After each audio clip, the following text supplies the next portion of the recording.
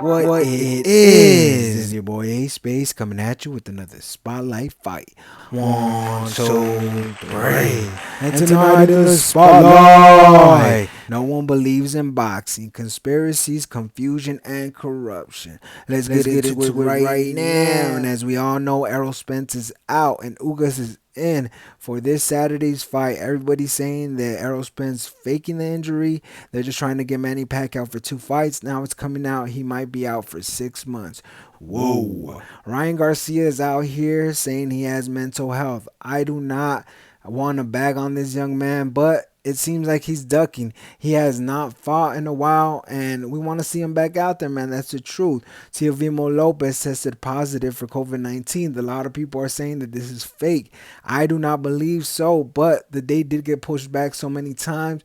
It just it just makes you wonder. Then we got another one. Tyson Fury tested positive, and then he's out shopping and buying some cars and taking pictures like it ain't no thing. People are saying that was fake. The recent one is David Benavidez tested positive. A lot of people are saying this was fake. Why? Because Caleb Plant and Canelo are about to fight in November, and they might want to have someone ready in case Caleb Plant does not make it. The most famous conspiracy, I feel, has got to be the Tyson Fury versus Wilder glove game. Now this has been going on for a long time. And let me tell you, I've been tired of it. It's just been so many ridiculous, outrageous claims by people with no proof. I don't get into arguments with those people, but you can't deny the fact that boxing is dirty, and dirty stuff happens in boxing. As we know, Mike Compinger report that Charles Conwell says that he had to fake an injury for an April 8th fight because David McWaters told him to, because the money was going to be a little better in the other fight. And this does happen. So as someone who loves boxing, am I going to deny this fact? No way. But do I believe that all these fighters have really faked injuries? Are you kidding me? This is someone who is training and paying so many different trainers, nutritionists, and just putting his money just for it to go all to waste. Do you guys understand how long a camp is? Do you know how much blood, sweat, and tears go into that? Like, this is something that I don't understand. I don't think anybody would want to fake an injury. Now, in the case of mental health, as Ryan Garcia, him pulling out, maybe, that Campbell fight showed him something that he never seen. He was running around talking a lot, calling himself king. And sometimes when you get exposed like that, you can't come out saying you're a king and not show it. So maybe he didn't want to take up on that challenge of fighting a Devin Haney. And then we got the Errol Spence. That one was, for me, the worst one. Errol Spence is a warrior. Why would he not want to fight Pacquiao? This is going to be his biggest payday and pay-per-view.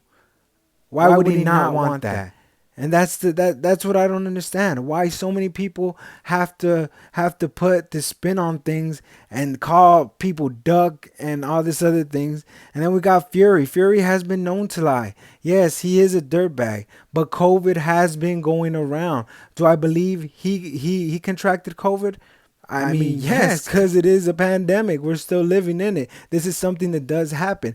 Now, when I do see him out renting cars, doing different things like that, it kind of makes me speculate and think, like I said, boxing is dirty in some aspects. Some people have thrown fights. Some people have faked injuries. Some people have just gone in the ring and got knocked out and not wanting to get up. I've seen a fight where someone, I think it was Regis Prograis, he hit someone with a shot. He went down and they show the replay. He didn't even get hit, but he just did not want to be in there. Sometimes fighters don't want to be in there, and that's something that goes along with the game. But when you start calling Teofimo a duck because he got COVID. And honestly, I don't feel like Triller could get their shit together. That's really what's going on. This fight has been pushed back so many times, and yet we still haven't seen this. I feel like Teofimo needs to be fighting some top level guys at 135 because he's not going to be there any longer. And I feel like maybe this year and next year, but that's about it. He is growing and he needs to move up. David Benavidez, now, if he's faking COVID, which I doubt. I just seen him on Punch Drunk. I seen Benavidez' dad talking about how he's getting better and they're starting to train now. Why would his dad lie? Shout out to Punch Drunk. He's out there doing his thing, man. Shout out to Rap Star Boxing Knowledge, Major Key. These guys are always putting out content. H Money, Black and Brown Boxing. Y'all make sure to subscribe to those channels. Great channels. Now let's get back to it. In the case of Wilder, Wilder got beat up. This is the truth. I don't feel like anyone did him dirty. I feel like he didn't train. He thought his right hand was going to save him no matter what. And that's where his game plan failed.